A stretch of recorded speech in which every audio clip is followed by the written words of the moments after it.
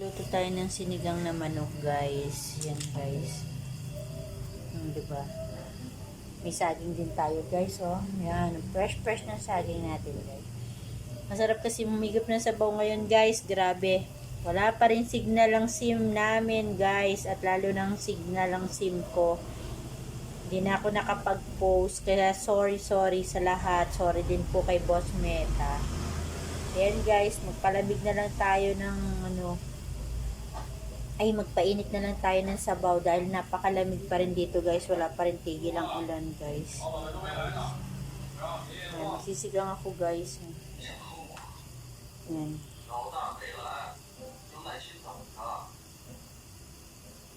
Sarap humigop ng sabaw ngayon, guys. Nakakainis kasi naiinis ako dahil walang signal ang SIM ko, guys. Di ako makapag-post. Ilang araw na, guys.